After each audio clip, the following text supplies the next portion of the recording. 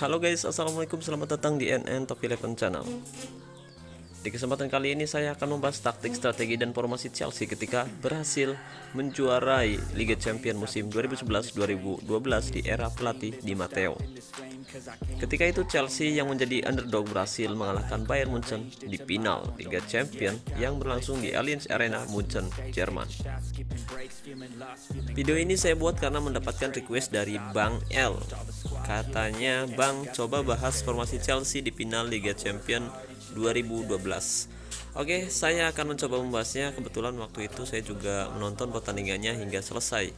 Dan tentu saja pertandingan itu masih saya ingat hingga sekarang. Dan salah satu kebahagiaan tersendiri untuk saya dan semua fans Chelsea di seluruh dunia.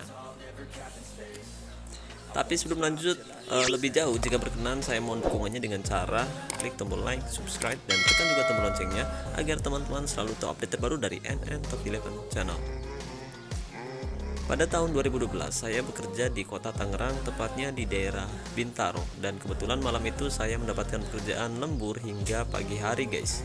Jam 2.45 waktu Indonesia Barat dini hari itu saya teringat bahwa ada pertandingan penting antara Munchen versus Chelsea di partai final Liga Champions musim 2011-2012. Saat itu di tempat kerja saya tidak menyediakan TV dan untung saja saya memiliki handphone yang ada TV-nya. Sambil bekerja saya luangkan untuk mencuri waktu agar bisa menonton pertandingan itu guys.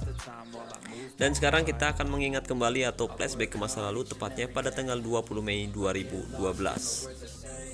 Chelsea menggelontorkan total ratusan juta pound sterling untuk belanja pemain, bahkan menembus angka yang fantastis jika ditambah pengeluaran gaji pemain dan pelatih. Sejak mengakuisisi Chelsea pada tahun 2003, bukan rahasia lagi bahwa impian utama Roman Abramovich adalah membangun tim yang tak hanya mampu berjaya di kancah domestik, tapi juga di ranah Eropa. Setelah nasib sial mengagalkan The Blues di final Liga Champions musim 2008 dengan John Terry terpleset dalam adu penalti di tengah guyuran hujan di Stadion Luzhniki, kesempatan kedua datang pada musim 2011-2012 di mana mereka menghadapi Bayern Munchen pada laga pembuka di rumah lawan, yaitu Arena Allianz. Tak dapat dimungkiri bahwa kelolosan Chelsea melaju hingga partai puncak membelalakan mata banyak orang, mungkin termasuk intern kubu Stamford Bridge sendiri. Terlebih kondisi tim sempat carut marut sehingga memaksa manajer Andre Villas-Boas yang baru dipekerjakan pada awal musim ditendang. Pemecatan AFB atau Andre Villas-Boas, pelatih ke-8 Chelsea di era Abramovich, ternyata menjadi berkah terselubung buat skuad Roman Emperor. Roberto Di Matteo, asisten manajer yang didapuk sebagai caretaker, mampu menghadirkan stabilitas yang amat dibutuhkan dan mengembalikan tim ke trek kemenangan.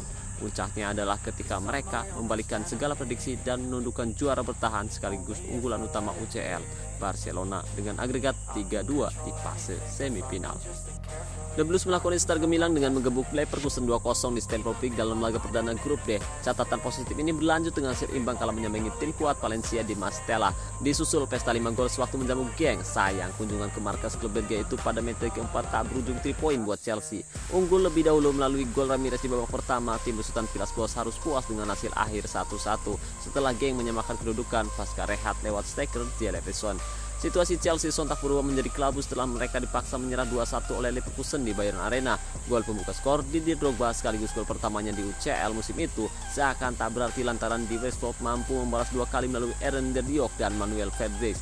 Kekalahan tersebut menjatuhkan The Blues ke posisi kedua klasemen sementara, mengantungi poin sama dengan Valencia di tempat ketiga. Duel kedua tim di Bridge dan pada matchday pamungkas pun jadi partai hidup mati, namun Chelsea dapat menjawab tantangan dengan sempurna. Kontribusi gol Drogba dan Ramirez menutup paruh pertama dengan keunggulan tuan rumah 2-0 dan Drogba kembali masuk Sokoseti paruh kedua guna melengkapi kemenangan 3-0.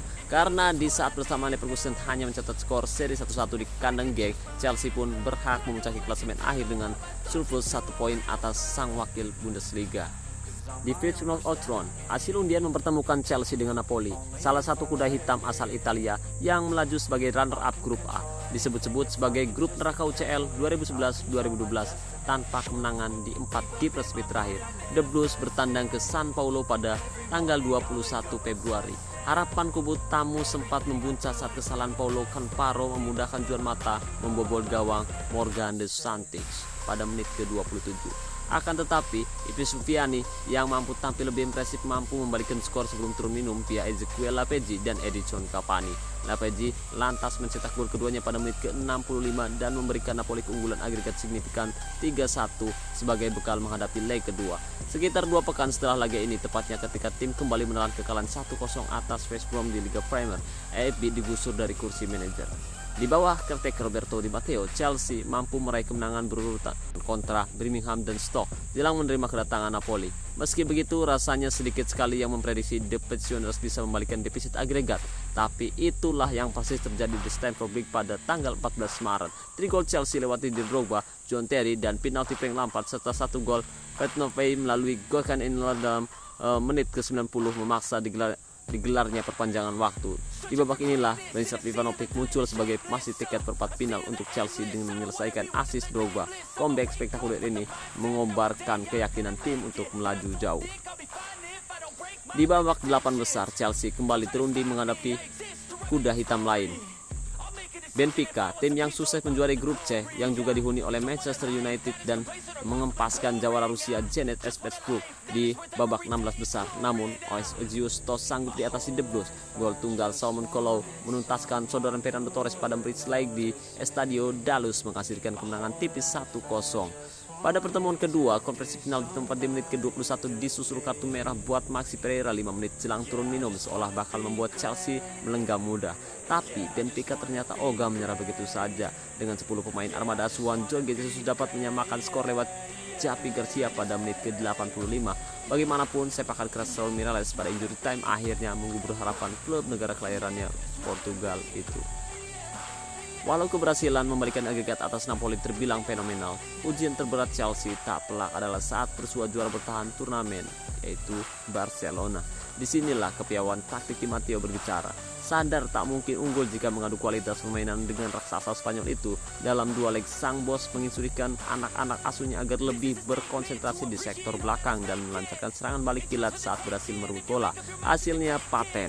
Kendati banyak ditekan, Chelsea sukses memetik kemenangan 1-0 melalui Didier Drogba pada game pertama di Stamford Bridge. Strategi berupa tampak bakal patah saat The Blues ganti bertandang di Camp Nou. 2 gol Sergio Busquets di menit 35 dan Andres Iniesta di menit 43 diselingi tindakan bodoh Kapten John Terry menendang Alexis Sanchez dan insiden tanpa bola sehingga berujung straight red card di menit 37 membuat ketersingkiran Chelsea sebagai sebuah keniscayaan. Namun harapan Chelsea sontak mereka setelah Ramirez menaklukkan Victor Valdes lewat tendangan lob cantik memanfaatkan umpan Lampard yang jeli melihat lubang di lini belakang Barcelona. Skor 2-1 tak cukup buat The Catalans karena Chelsea unggul dalam gol tandang. Namun bombardir serangan yang mereka lancarkan tak kunjung berbuah gol, termasuk penalti Lionel Messi di awal babak kedua yang hanya membentur mistar.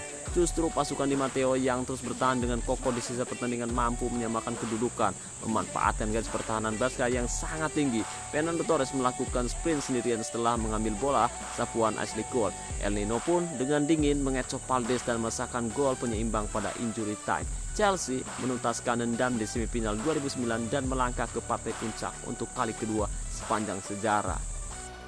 Pada tanggal 20 Mei 2012, Chelsea berhadapan dengan Bayern Munchen di Allianz Arena, tepatnya di partai puncak Liga Champions musim 2011-2012. Chelsea mengulangi permainan mereka kala berhadapan dengan Barcelona di semifinal Liga Champions. Mereka tidak mendapat banyak penguasaan bola, tidak membuat banyak tembakan, sering melakukan pelanggaran, dan mengandalkan serangan balik cepat. Pendekatan Chelsea memang sama ketika melawan Barcelona, tapi formasi yang diturunkan Roberto Di Matteo kali ini berbeda. Ketika menyingkirkan pasukan Pep Guardiola di semifinal, Di Matteo menurunkan formasi 4-3-3. Tapi di partai puncak, pelatih Italia keturunan Swiss itu memilih formasi 4-2-3-1. Itu formasi yang lebih berani ketimbang saat menyingkirkan Blaugrana. Saat melawan Barcelona, Di Matteo memasang 3 gelandang yang semuanya difungsikan sebagai gelandang bertahan, Frank Lampard, John Obi Mikel, dan Raul Miralles. Tapi di Pushball Arena dini hari tadi, Di Matteo hanya meletakkan Lampard dan Mikel sebagai gelandang di depan 4 back. Juan Manuel Mata diproyeksikan sebagai second striker penopang Didier Drogba. Bagaimanapun formasi ini punya kelemahan di sektor tengah itu sendiri. Mata tak mampu tampil maksimal karena kalah duel dari duo gelandang Bayern, Toni Kroos dan Bastian Schweinsteiger. keduanya bisa menguasai lini tengah.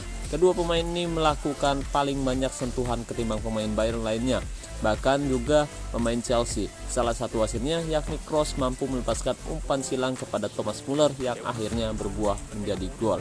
Setelah tertinggal, Di Matteo tampil lebih berani lagi. Fernando Torres dimasukkan menggantikan Torren Lauda yang tidak mampu berbuat banyak sepanjang laga. Pelatih Bayern, Jupp Heynckes, merespon dengan menurunkan bek tambahan Daniel Van Buiten menggantikan Müller. Meski begitu, tambahan lini belakang itu malah tidak banyak berarti, lantaran justru Chelsea bisa mencetak gol penyamak kedudukan lewat Didier Drogba. Pada masa perpanjangan waktu, kedua pelatih tidak melakukan perubahan meski keduanya sudah terkunci dengan pilihannya masing-masing. Masuknya Van Buiten membuat Bayern kelebihan pemain bertahan dan kekurangan kreativitas, sementara Di Matteo sudah terlanjur memainkan dua penyerang di depan, sehingga lini belakang sering tereksploitasi. Terbukti, Drogba melakukan tindakan ceroboh ketika melanggar Frank Ribery di kotak terlarang. Meski demikian, Chelsea cukup beruntung lantaran eksekusi penalti Arjen Robben berhasil digagalkan Peter Cech. Pada akhirnya justru Bayern Munchen yang kalah lewat drama adu penalti. Dan Chelsea berhasil mengangkat trofi sekeping besar untuk pertama kalinya sepanjang sejarah. Oke guys, setelah kita mengetahui reka pertandingan antara Chelsea versus Bayern Munchen di final Liga Champions musim 2011-2012, jadi kita sekarang mengetahui taktik, strategi, dan formasi apa yang digunakan dan apa jadinya jika taktik tersebut diterapkan di dalam game of Eleven. Jadi buat teman-teman yang penasaran, simak baik-baik video ini hingga selesai. Oke guys, kali ini saya sudah menyiapkan lawan yaitu Galacticos dengan mutu 108,1% berbanding 88,9% milik Chelsea. Dari formasinya sendiri di sini saya menyesuaikan formasi milik Chelsea yaitu 4-2-3-1 atau kita sebut saja di dalam game Top 11 4-1-1-3-1, karena di sini kita bisa melihat bahwa mereka menempatkan Frank Lampard di posisi tengah, lalu di belakangnya ada John Obi Mikel yang berdiri di belakang Lampard sedikit ke belakang guys. Kemudian Juan Mata dia mendampingi Didier Drogba untuk menjadi second striker. Jadi kurang lebih formasinya seperti ini. Nanti saya akan bahas di dalam video ketika pertandingan berlangsung juga. Dan persiapan saya juga belum terlalu bagus di sini. Tim saya masih belum beristirahat dengan penuh. Kita membutuhkan 18 booster kondisi untuk memulihkan kondisi pemain tersebut guys. Dan jika kita melihat dari kualitas mutu rata-rata tim lawan, jelas mereka lebih diunggulkan dari semua sektor guys, mulai dari pertahanan, gelandang hingga serangan. Mereka memiliki kualitas yang sangat bagus, terutama di sektor serangan. Penyerang terbaiknya yang sudah mencetak 233 gol yaitu Di Stefano. Dia bermain cukup bagus. Dan kemudian untuk pemain bintangnya sendiri ada Puskás yang memiliki bintang 7, dan satu lagi ada Modric yang memiliki nilai per pertandingannya selalu bagus yaitu dengan nilai 8,8. Ini adalah pertandingan yang cukup sulit, formasinya hampir sama tapi berbeda. Sepertinya mereka lebih memiliki kualitas menyerang yang lebih baik, karena jika kita lihat dari taktik strateginya dan sendiri, mereka menempatkan formasi 2-2-2-3-1. Itu berarti dua back sayap mereka berdiri lebih ke depan, atau tepatnya menjadi LWB atau LRWB gitu guys. Jika kita bandingkan, selisih mutunya kurang lebih 20% guys antara Chelsea versus Galacticos. Jadi mereka benar-benar diunggulkan untuk bisa mengalahkan Chelsea. Tapi kita akan lihat apakah taktik, strategi, dan formasi Chelsea kalau menghadapi Bayern Munchen jika diterapkan di dalam game Top 11 berhasil atau bermain bagus. Kita akan lihat hasil pertandingannya nanti guys. Oke. Sekarang formasinya seperti ini. Teman-teman bisa melihat untuk mentalitas tim. Di sini saya menerapkan mentalitas pemain untuk Saleh, Eden Hazard, dan Drogba. Kemudian Cahill yang memiliki mentalitas bertahan sendirian guys. Sedangkan Hazard, Drogba, dan Saleh dia memiliki mentalitas menyerang. Kemudian untuk formasi tim lawan, seperti dugaan saya tadi bahwa mereka menempatkan posisi back sayap lebih maju ke depan, tepatnya menjadi posisi LWB ataupun RWB guys. Jadi formasinya menjadi 2-2-2-3-1 atau kita sebut formasi 4-2-3-1 menyerang. Oke, pertandingan antara Chelsea versus Galacticos akan segera dimulai. Jika kita lihat sekilas, formasi yang kita gunakan mirip guys, tapi berbeda. Saya menggunakan formasi yang sama 4-2-3-1 dan lawan juga menggunakan formasi yang sama 4-2-3-1. Perbedaannya ada dalam taktik, strategi yang kita gunakan guys. Jika saya menggunakan mental tim bertahan, sedangkan lawan menggunakan mental tim menyerang. Jadi ini adalah salah satu strategi yang kita gunakan. Oke, Didier Drogba mencoba tendangan bebas. Oh, sayang sekali bolanya melebar ke sisi sebelah kanan penjaga gawang dari Galacticos. Di menit awal saya menggunakan mental tim gigi bertahan, fokus umpan perpaduan, gaya pengumpan panjang, serangan balik menyala, gaya tekanan rendah, gaya tackle mudah, gaya penjagaan, jaga daerah tertentu, dan jebakan offside mati. Ini adalah strategi yang saya gunakan di babak pertama, guys. Kita bisa sesuaikan setelah pertandingan berlangsung dan menyesuaikan juga tergantung lawan yang akan kita hadapi di tengah pertandingan nanti. Dan gol tercipta di menit ke-9. Didier Drogba berhasil memanfaatkan peluang dari umpan silang yang dilesakan oleh Eden Hazard. Gol 1-0 untuk keunggulan Chelsea di menit ke-12. Chelsea mencoba menyerang kembali, umpan ke tengah maksudnya kepada Drogba, tapi sayang bola berhasil dipotong oleh pemain dari Galacticos. Umpan kepada Rezende ke tengah maksudnya, ada Stefano di sana, ada Gau, umpan ke belakang, Pereira Andrade giring bola di sebelah kiri, umpan ke tengah maksudnya, ada winger di sana. Oh, bagus sekali kerjasama antara pemain bertahan. Chelsea berhasil mengagalkan serangan dari Galacticos. Kembali Galacticos mencoba menyerang, umpan kepada Stefano. Umpan 1-2 yang cukup baik dilakukan oleh pemain dari Galacticos. Umpan kepada gelandang Mazzella di sana. Ada Gennaro tendang langsung dan gol dari Galacticos. Skor menjadi 1-1 di menit 20. Mata bawa bola, umpan kepada Salah di sana maksudnya. Umpan ke belakang, Drogba, Hajar. Yang baik oleh pemain bertahan dari Galacticos. Daripada Saleh coba meniuk-niuk, tendang langsung, tidak. Oh, ternyata bola masih bisa digagalkan oleh pemain bertahan dari Galacticos.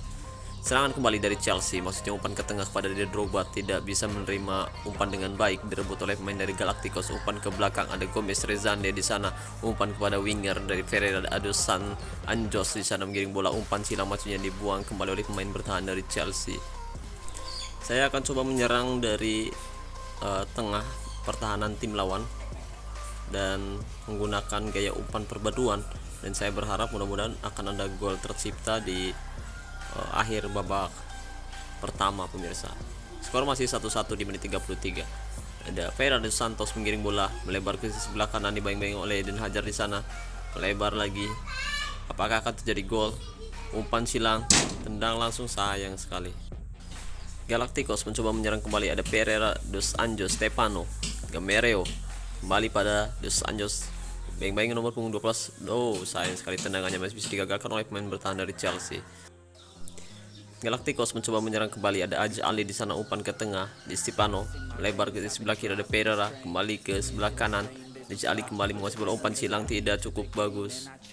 Kita bisa melihat di sini pemain dari Chelsea cukup bagus, umpan sudut, tendang langsung dan gol. Didier Drogba berhasil menerima umpan dari Eden Hazard dan skor menjadi 2-1 di menit 44, pemirsa.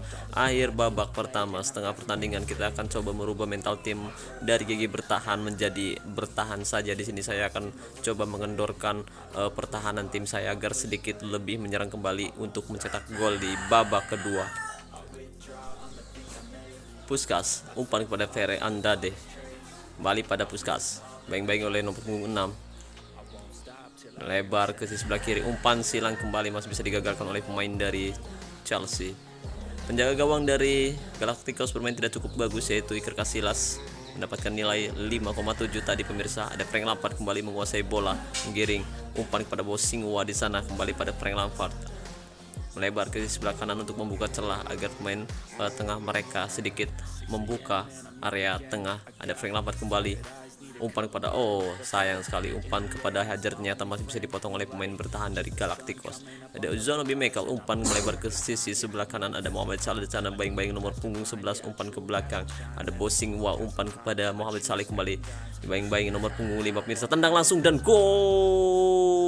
Tendangan keras dari Mohamed Salah berhasil ditepis, tapi sayang sekali Didier Drogba berada di tempat yang tepat untuk mencetak gol di depan mulut gawang dari Galacticos. Skor menjadi 3-1 di menit 71, pemirsa.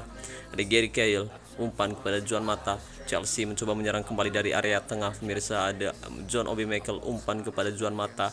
Oh, sayang sekali, Mohamed Salah terjebak offside di menit 71.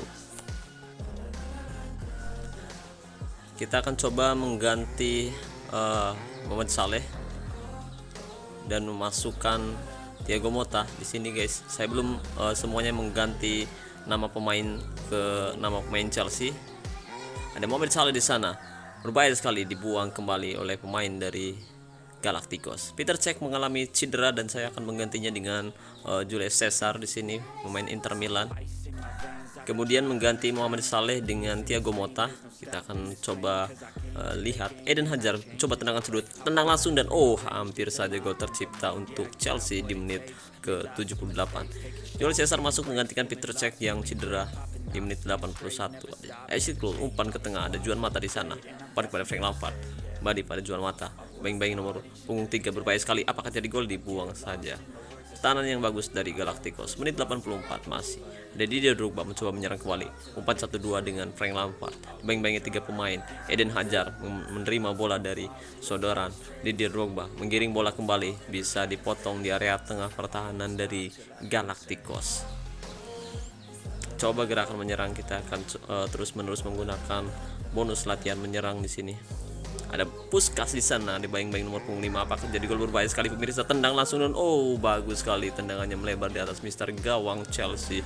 Skor masih 3-1 di menit 88. Ada Cadlek di sana, dibayang-bayangi oleh nomor punggung 10 Stefano Juan Mata menggiring bola sendirian di sana. Apakah akan jadi gol? Bagus sekali ya, pertahanan Chelsea. Tidak ada lagi waktu yang tersisa, skor 3-1 untuk kemenangan Chelsea. Oke guys, jika kita lihat dari kualitas mutu, tim Galacticos memang lebih unggul 108,1% berbanding 88,9%. Jika kita total, selisih mutunya sekitar 20%, tapi Galacticos tidak bisa mengalahkan Chelsea dan harus kalah 3-1. Jika kita lihat penguasaan bola, Chelsea lebih unggul 54 berbanding 46%, sedangkan dari total tembakan sendiri Chelsea lebih dominan dengan mencoba 18 kali tembakan, 9 tepat sasaran dan 3 berbuah gol, berbanding 8 milik Galacticos dan 4 tepat sasaran, 1 berbuah gol. Efisiensi tembakan sendiri lebih dominan Chelsea dengan 33 berbanding 25%, dan Chelsea lebih dominan di area tengah dengan penguasaan 51 area serang di area tengah, sedangkan mereka mencoba menyerang dari sisi kanan dengan 44%. Umpan sempurna masih dikuasai oleh Galacticos, jelas karena mereka lebih menguasai aliran bola, karena Chelsea di sini menggunakan gaya umpan panjang di babak pertama, itu yang membuat penguasaan bola lebih rendah daripada Galacticos. Walaupun Chelsea lebih banyak menguasai bola, karena umpan-umpan panjang itu akan mengurangi penguasaan bola pemirsa. Kita bisa melihat di sini bahwa penjaga gawang dari Galacticos bermain tidak cukup bagus, kemudian Haji Ali juga bermain tidak cukup bagus dengan nilai 5,2, dan pertahanan mereka tidak cukup bagus karena hanya berfokus pada 2 back tengah, sedangkan kedua back sayap mereka lebih fokus untuk membantu serangan pemirsa. Oke guys, seperti itulah taktik, strategi, dan formasi yang digunakan Chelsea ketika menghadapi Bayern Munchen di Allianz Arena, dan Chelsea berhasil menjuarai Liga Champions musim 2011-2012 jika diterapkan di dalam game Top 11. Hasilnya lumayan bagus, tapi buat teman-teman yang ingin mencoba taktik, strategi, dan formasi tersebut, kamu bisa menggunakannya di laga uji coba saja. Jika memang hasilnya bagus dalam 5 pertandingan terakhir, kamu bisa terapkan strategi tersebut di laga-laga resmi seperti Cup, Liga Champions, ataupun Liga. Oke, terima kasih banyak buat Bang Al yang sudah request taktik, strategi, dan formasi ini. Dan terima kasih banyak buat teman-teman yang sudah menonton video ini sampai selesai. Dan mohon maaf buat teman-teman yang request dan belum saya buatkan videonya. Insya Allah di kesempatan selanjutnya saya akan membuatkan videonya guys. Terima kasih banyak, saya ucapkan wassalamualaikum warahmatullahi wabarakatuh. Salam olahraga, salam Top 11 Indonesia.